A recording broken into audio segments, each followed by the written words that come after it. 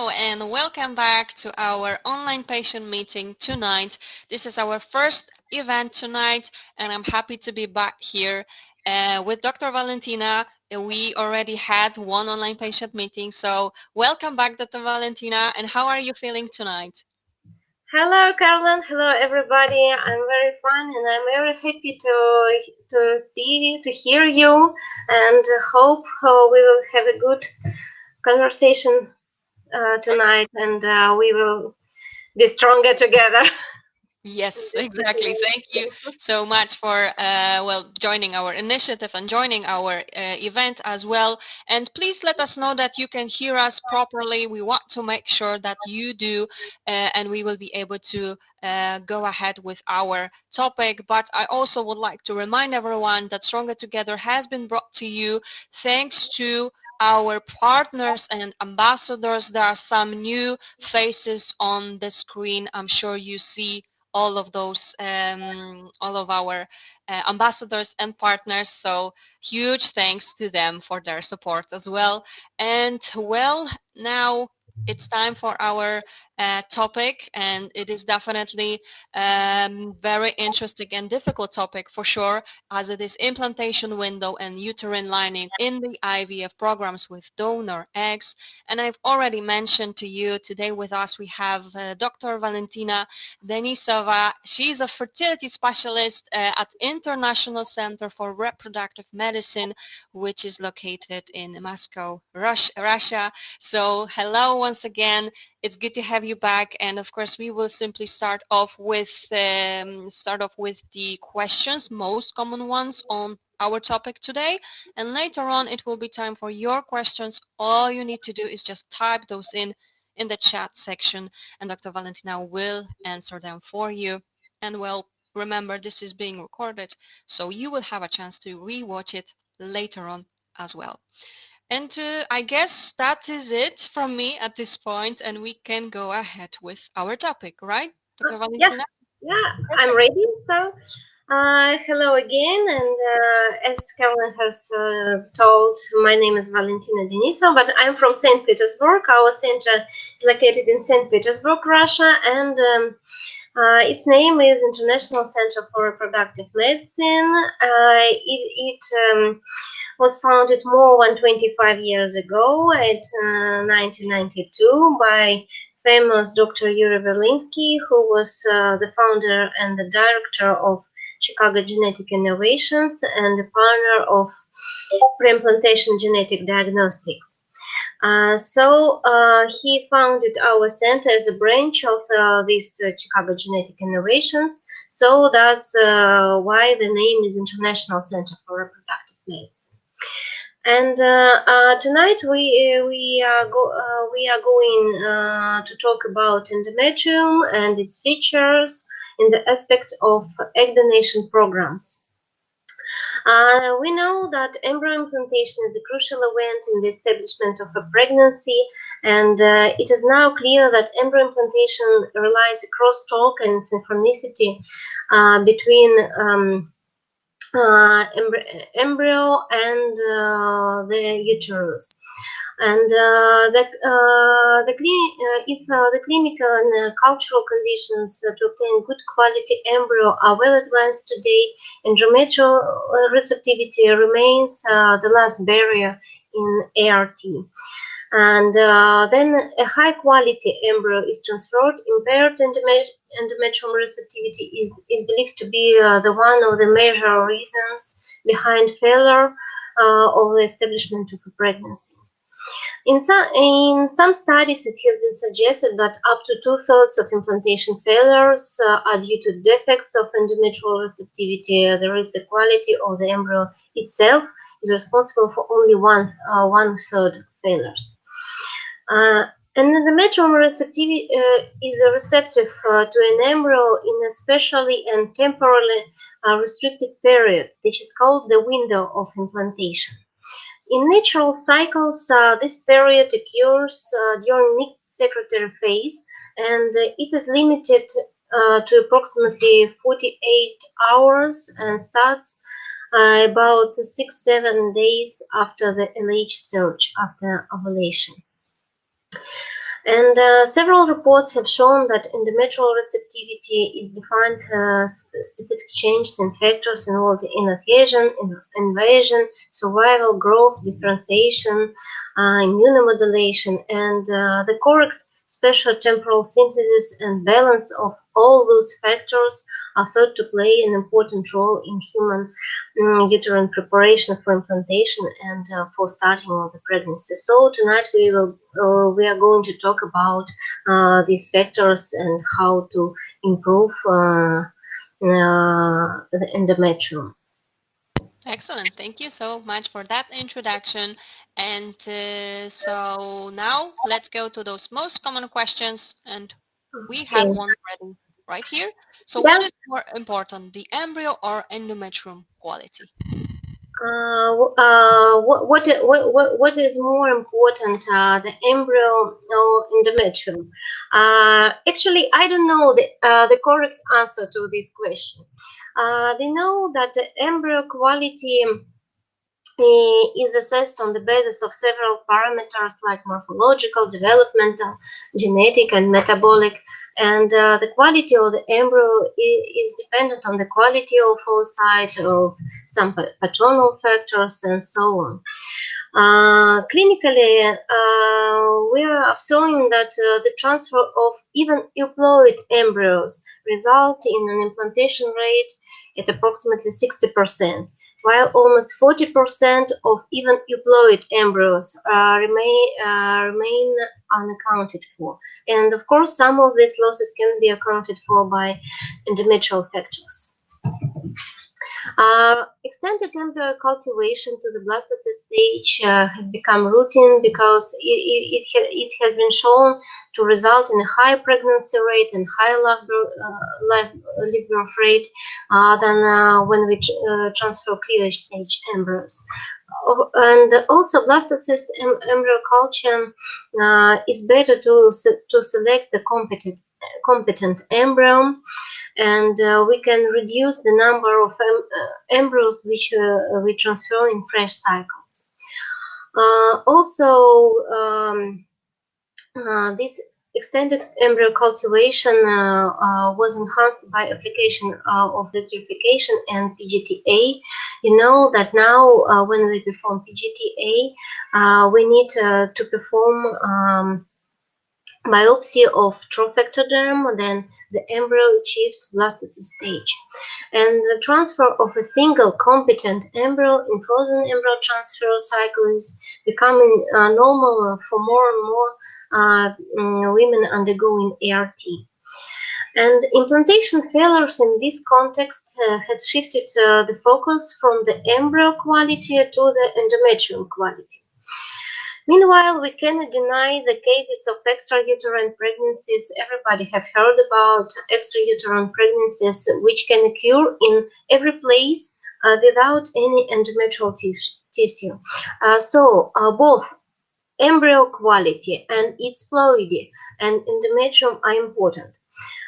I suppose that embryo quality is more important than endometrial quality because if we don't have a competent embryo, implantation cannot occur.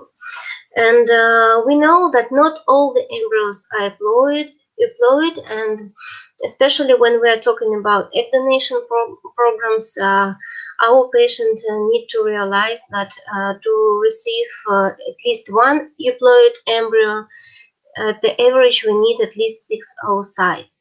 6 donor oocytes. If we are talking about good results of egg donation programs, we need at least 12 oocytes. So first is the good euploid embryo, and then endometrium quality. So. All right, perfect. Thank you so much for answering that first question with details. And let's go to the next question. Now, so what is best endometrium thickness? Thickness. Okay. It was established that pregnancy rate was affected negatively by endometrial thickness less than 7 millimeters and thin endometrium resulted in significantly lower implantation rate and lower pregnancy rate, and also it was resulted in higher risk of miscarriage. But the definition and the cutoff for thin endometrium differs between studies. Most of the studies use endometrial thickness less than 7 millimeters or 8 millimeters on the day of human chorionic administration or on the day of starting progesterone treatment in case of frozen embryo transfer cycles or in case of egg donation cycles. In our clinical practice, we decided that endometrial thickness should be at least 7 millimeters to start progesterone in frozen embryo transfer cycles or egg donation programs. But despite of the fact that some studies revealed better outcomes with more thick endometrium, some meta-analysis didn't reveal any advantages of the endometrial thickness as a marker of IVF success rate. But as I have already told, we try not to perform embryo transfer if they cannot reach endometrial thickness of 7 millimeters. All right, perfect. Thank you once again for answering that question. And next one is right here. How can we detect endometrium receptivity? To detect endometrium receptivity, we can use different tests, and one of the possible tests is ERA test, and some other tests based on the same data. The endometrial receptivity array or ERA test is used to identify the window of implantation and its changes based on more than 200 genes. First, it was recommended for women with recurrent implantation failures. And then we first recommend this test. They have found that in 25% of such patients with recurrent implantation failures, window of implantation was shifted, and once the embryo transfer time was changed based on the personnel data gathered from the ERA test, the rates of implantation climbed to the rates of those with receptive endometrium with normal implantation failure. But that was their first studies. Right now, there are a growing amount of studies with conflicting data that have shown that this test is not very useful for every patient. I think they still need further studies, probably with larger samples, to identify the effectivity of this test and to choose the patient for whom it can be recommended. What we can use to detect endometrium receptivity in our everyday clinical practice, it's of course the measurement of endometrial thickness by ultrasound examination, and we use it every day. And as I have told in the previous question, we don't perform embryo transfer when endometrial thickness is less than 7 millimeters. Okay, perfect. Thank you once again for those details. Next question is here. So what kind of pathologies can impact the endometrium receptivity and quality? Oh, this is a very huge question, really, because there are a lot of pathologies which can lead to impaired in endometrium receptivity. First of all, we need to identify the risk factors of endometrial pathology. And when we see a patient, we can ask about her case history, and we can determine these risk factors. I think they can be menstrual cycle disturbances, endocrine disorders, history of intrauterine interventions like abortions, curettage, etc. Pregnancy loss, usage of intrauterine contraception, chronic pelvic inflammatory diseases, for example, obstruction of the tubes. Some of gynecological comorbidities like endometriosis, fibroids, which also can influence on endometrium receptivity. And sometimes we can find, when we know that patient has a risk factor, first we recommend to check her uterine condition by hysteroscopy and endometrial biopsy to reveal some pathology and to treat if it is possible. Sometimes we can find inactive endometrium which is not growing under normal doses of estrogens, and in such cases we have to prescribe high doses of estrogens to prepare endometrium. But sometimes we can find a highly proliferative endometrium, I mean very thick endometrium, this endometrial hyperplasia, and the treatment of endometrial hyperplasia should focus on arresting these excessively proliferating glands before further treatment. So it should be treated before we start preparation for embryo transfer. Also, we can reveal endometrial polyps. They represent another endometrial growth disorder that may result from hypoestrogenic state. And if they find the polyp inside the uterine cavity, we need to remove it before they start the preparation.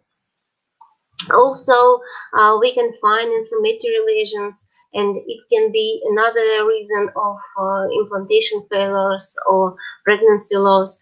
We know that among the sample of infertile women, about 45% has chronic endometritis, and particularly with patients with recurrent implantation failures. Chronic endometritis can be diagnosed on histological examination, on visualization with hysteroscopy, and in some cases we can add immunohistochemistry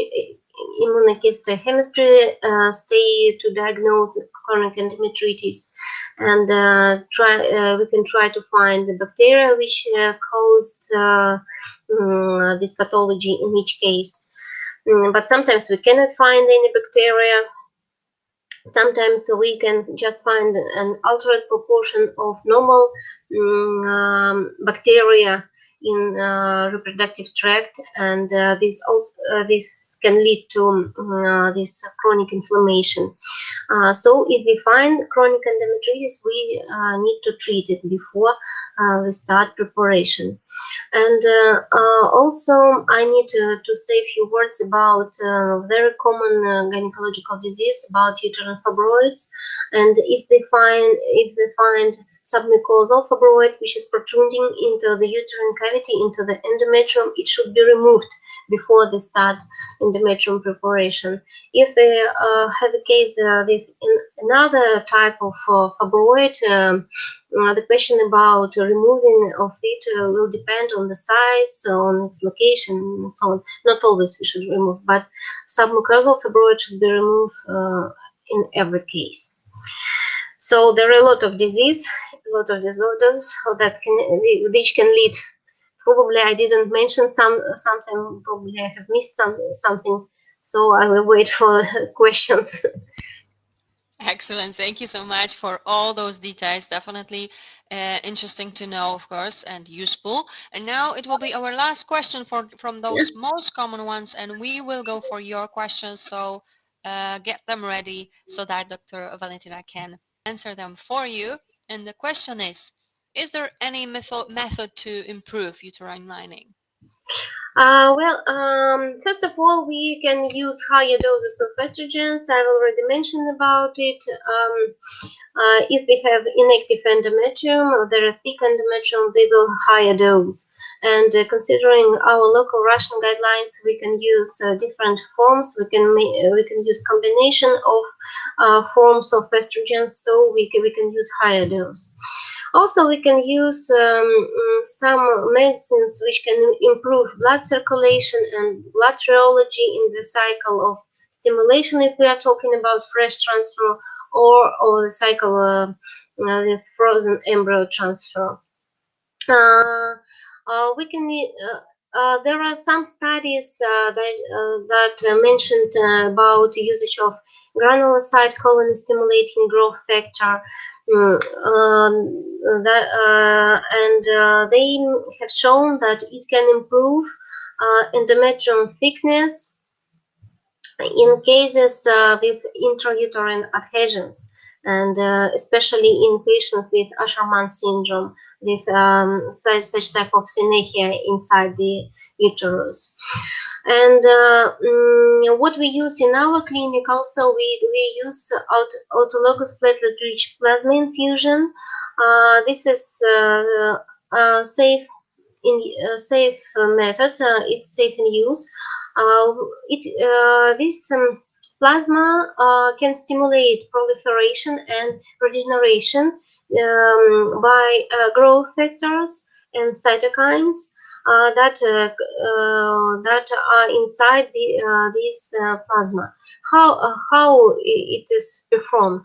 Usually, we perform 3 infusions. One infusion 1 cycle before the embryo transfer, and 2 infusions in the cycle of embryo transfer while endometrium preparation, and it shows good results. It's safe. It's not. This is not painful procedure, so our patients like to use it. All right. Exactly.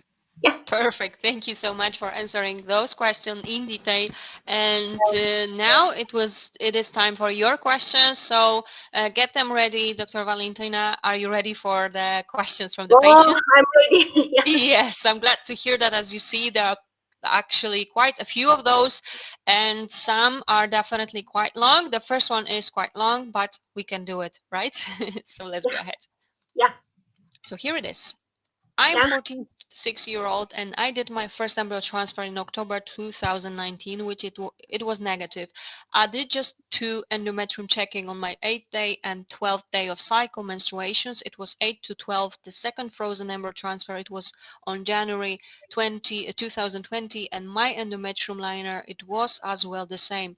My result, it was negative as well. I want to specify that in both cases, my transfer was done on the 19th day of my menstruation cycle. In February, I did a hysteroscopy and they found some inflammation. I'm preparing for the next transfer. I need to know what I can do. Thanks for your time and answer. Well, as I've already told, when we find an inflammation, we try to treat it. So usually we prescribe some antibiotics and some medicine for blood rheology, and if we can find probably a viral infection, we can add some antiviral medicines. So we have a theme. Usually we prepare for 2 cycles. The treatment lasts for 2 cycles, and after that we are going to start endometrium preparation for embryo transfer. But considering this history, I have a question and probably a suggestion about the quality of embryo, because at the age of 46 years old, if we use own eggs, unfortunately the quality of embryos can be not very good, and probably the reason of failure is here. But if we are talking about egg donation programs, I think after the treatment of inflammation, you will have good chances. All right, perfect. Thank you so much for answering that question and for your advice. Next question is right here. Is it necessary to check embryos with PGT if they are with donor eggs?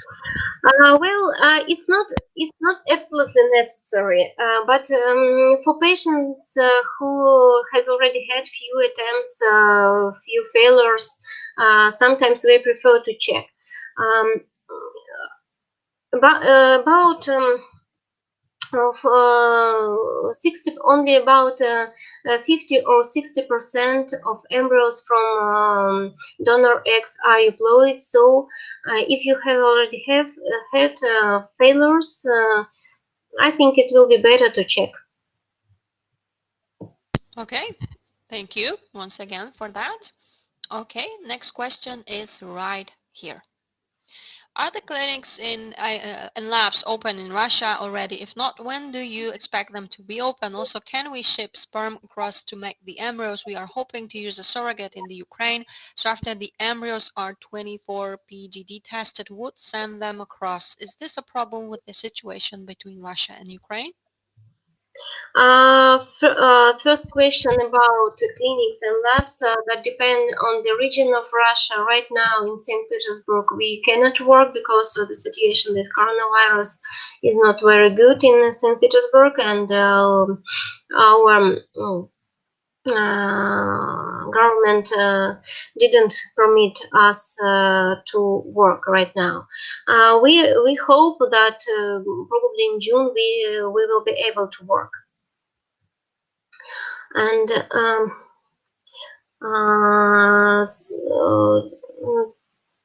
yes, you can bring the sperm across the border, and there is no problem. But you will need to also to show the documents and the examination of the sperm before it was frozen down. If the examination was performed considering our guidelines, there is no problem. Okay, perfect. Thank you so much once again. And now let's go to the next question. It's a short one this time. So what's embryo glue?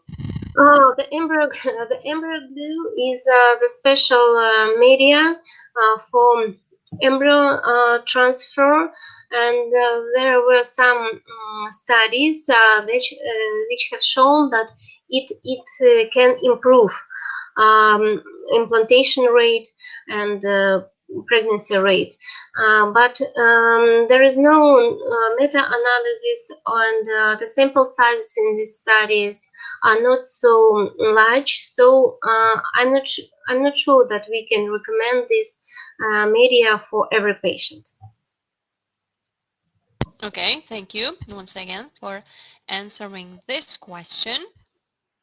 There's another one right here. As I am having trouble with period ovarian failure, several IVF failed with my eggs as well as donor eggs. As I am prepared to embark on the journey this time using embryo adoption, what is advisable in my case regarding implantation window?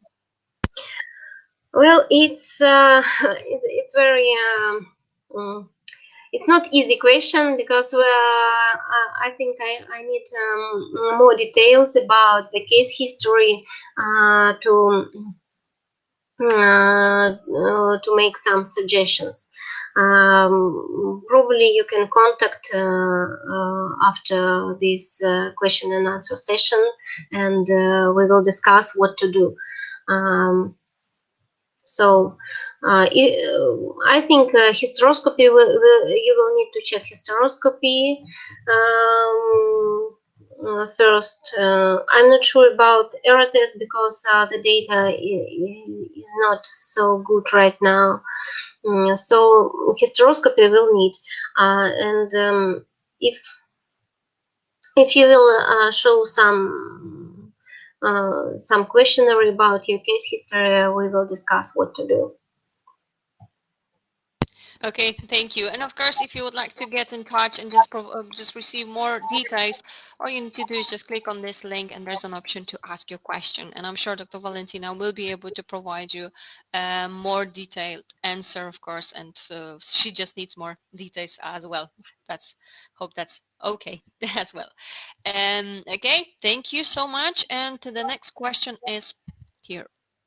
I tried twice with my own eggs, first time 7x and one best quality embryo 6AA, second time 6x and none reached to blastocyst stage.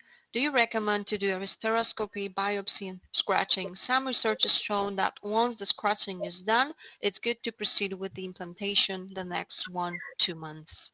But I'm not sure that scratching is very good idea because first studies when we just performed the endometrium scratching, they have shown that it works. But right now the data are controversial. So we most of investigators don't recommend endometrium scratching. Of course, um, if you have already had an embryo transfer of good quality embryo, so hysteroscopy you will need to do hysteroscopy if you didn't do it. But I'm not sure about scratching. Okay, understood. Thank you so much once again. Okay, and there's another question here. So does running impact the lining negatively? I would like to continue running to help my mental health during COVID-19 until I can start my treatment, but I'm worried it may be bad for my lining. Thank you for your time and answering my query. I think running is is good just for your health, but not only for endometrium. Uh, as for this COVID situation, there is not enough data about the influence of COVID on pregnancy. That's why most of clinic from the whole world was closed during this pandemic. And right now we are trying to reopen, and we are trying. Our advice for our patients is not to perform embryo transfer right now, but to perform embryo transfer later. Then the COVID situation will become more stable, and when probably we will have more data about the influence of COVID on pregnancy. But running is good for your health. So if you used to run, so you can run. But I'm not sure it will impact negatively or positively on endometrium lining. Okay, thank you once again for your answer to this question. Next question is here. I have premature ovarian failure. I do not have regular bleeding, light spotting only. At what stage of cycle do you recommend transfer if I do not have a clear cycle? I have had one treatment of frozen embryo transfer which was positive but miscarriage at 8 weeks. Any tips? Thank you for your time. In cases with with premature ovarian failure with irregular cycle, we don't perform embryo transfers in natural cycle. In such cases, we perform embryo transfers while using hormonal replacement therapy. And so, in such case, usually we start treatment with estrogens at the beginning of the cycle, and then endometrium reaches at least 7 or 8 millimeters. We prescribe progesterone, and then we perform embryo transfer. So the frozen embryo transfer will not depend on the day of your cycle. It will depend on the endometrium thickness. Okay, excellent. Thank you once again for answering this question. Okay, there's a question here. So how do you mean that ERA is not so clear? Because the first data about error tests were very promising, and first data about patients with recurrent implantation failures after transfer of euploid embryos have shown that error test can improve pregnancy rate in some patients, not in all patients, but in some patients. Because error test has revealed that only 1/4 of patients has shifted the window of implantation. But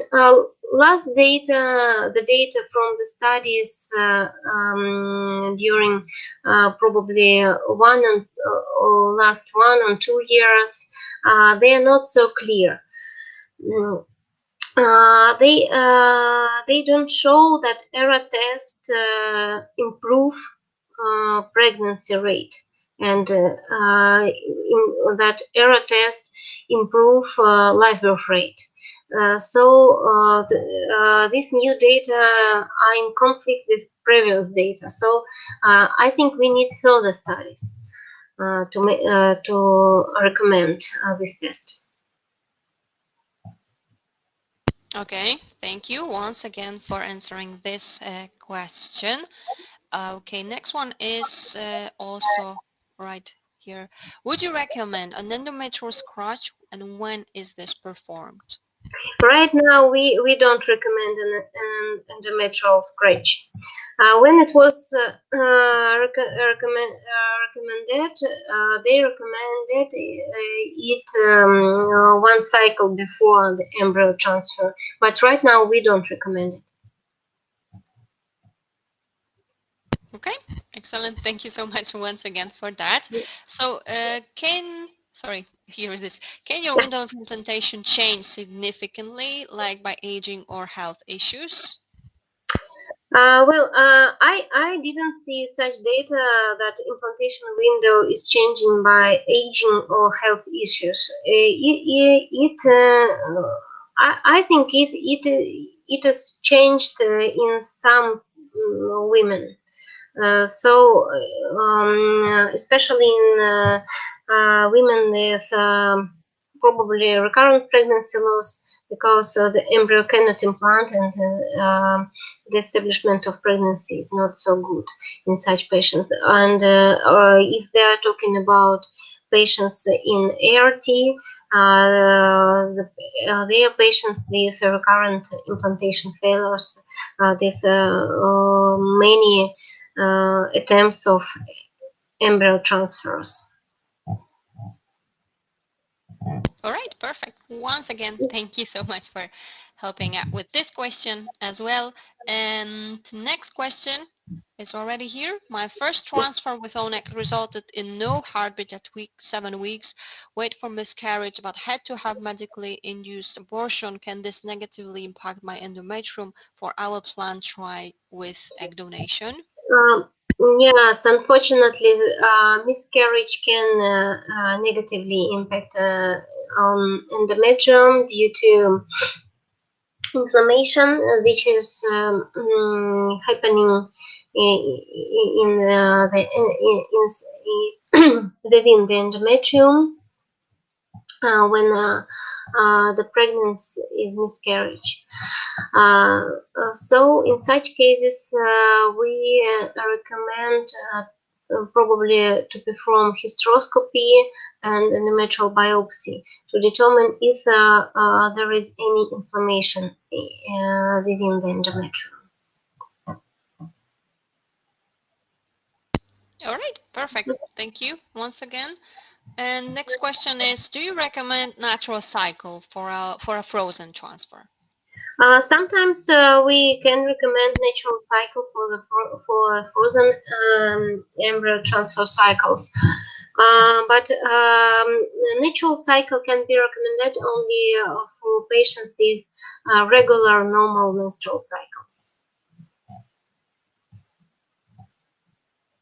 Okay, perfect. Thank you once again for answering this question. And we do not have at this point a question, so we need to Oh, wait. Yes. we will. So we need to wait a bit. I'm sure there are like more questions. So let us know if you do have more questions so that Dr. Valentina can help you out. But yes, at least at this point we do not. So let's give it a minute. Okay, someone is typing, so we will Yes, definitely let's wait, and I'm sure we will there wait. will be more coming as well.